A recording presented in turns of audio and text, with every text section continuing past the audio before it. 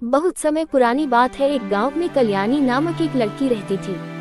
वह बहुत ही सुंदर, होनहार और संस्कारी लड़की थी। वह बहुत गरीब थी। उसके पापा नहीं थे, उसकी माँ ही उसका पालन पोषण करती थी। वहाँ बहुत ही गरीबी से अपने दिन गुजार रहे थे। अब ऐसे ही उनका समय कट रहा था।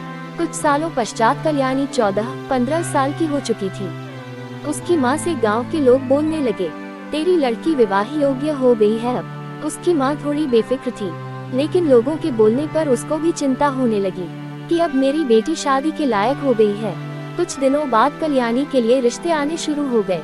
फिर कुछ दिनों बाद उसके लिए एक रिश्ता आया। लड़का सरकारी नौकरी करता था। उस लड़के के 2 भाई और 2 बहनें थी। वह 5 भाई बहन थे और वहाँ सबसे छोटा था।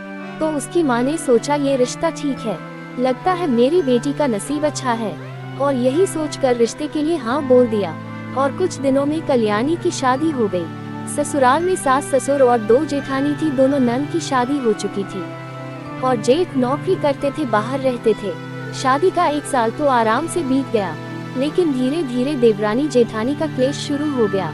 सास तो अच्छी थी, लेकिन देवरानी जेठानी में लड़ाई झगड़ा शुरू हो गया। 1 साल बाद कल्याणी का पहला बच्चा लड़का हुआ। कल्याणी की दोनों जेठानियां सोचती कि यह मायके में इतनी गरीब थी और यहाँ इसको सरकारी नौकरी वाला हमारा इतना अच्छा देवर मिला, और इसी सोच के कारण वह दोनों एक तरफ हो जाती और कल्याणी से झगड़ती रहती थी। और 2 साल बाद कल्याणी की लड़की हुई। उसकी जेठानियां सोचने लगी, हम तो इसको यहाँ से भगाना चाहते हैं, लेकिन ये तो डरती हुई है। और वह इसी सोच के कारण उसके साथ रोज झगड़ा क्लेश करते रहते थे। कभी किसी बात पर भी लड़ जाते हैं। और एक दिन तो हद ही हो गई जब उन्होंने उस पर गंदे आरोप लगाने शुरू कर दिए। ये तो बदचलन है, और यहाँ कहकर उल्टे सीधे आरोप उस पर लगाने लगे।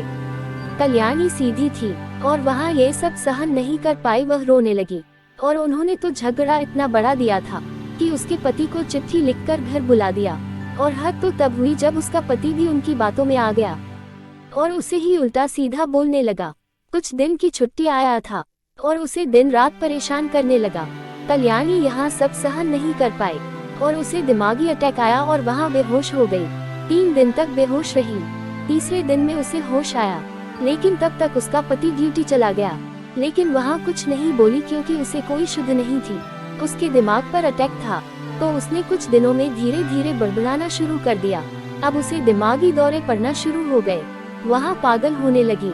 बेचारी दिन भर बड़बड़ाती रहती थी। कोई शुद्ध नहीं था। उसे कभी पत्थर फेंकती, कभी गालियाँ देती। उसके 2 छोटे छोटे बच्चे, जिन्हें उनके दादी दादा देखते थे। जब वह ज्यादा पागल होने लगी तो उसका पति फिर छुट्टी आया और उसके घर वालों ने बोला, इसे कहीं पागल खाने छोड़कर आ जा।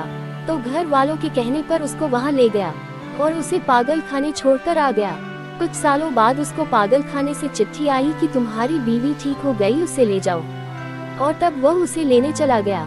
उसे कोई खुशी नहीं थी उसके ठीक होने की, क्योंकि जब कल्याणी पागल थी, उल्टी सीधी हरकतों से उसने पूरे गांव के लोगों के सामने उसको शर्मिंदा कर रखा था। इसलिए वह कल्याणी को घर नहीं लाना चाहता था। वह कल्याणी को लेने पहुंच गया।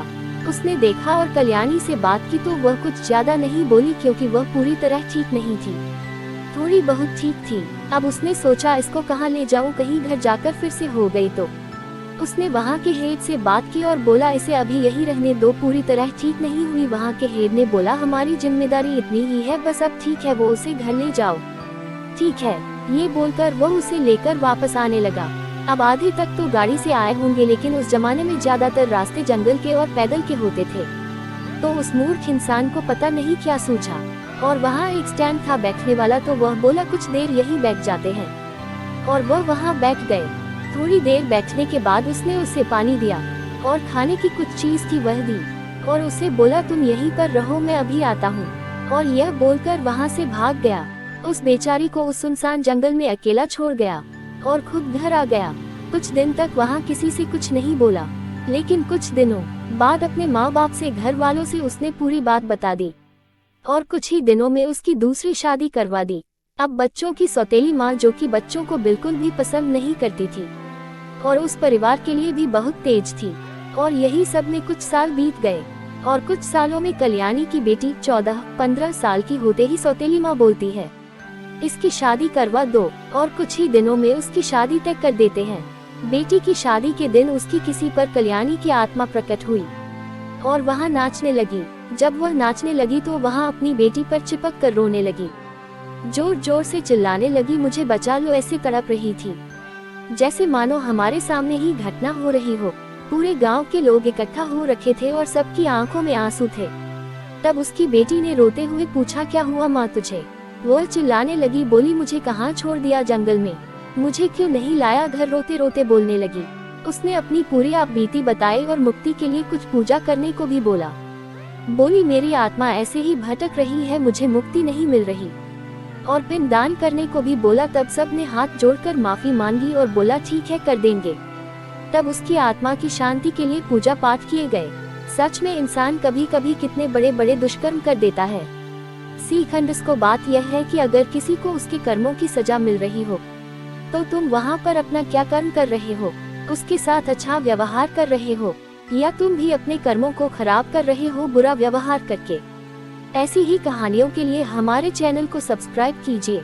कहानी पसंद आए तो लाइक जरूर कीजिए।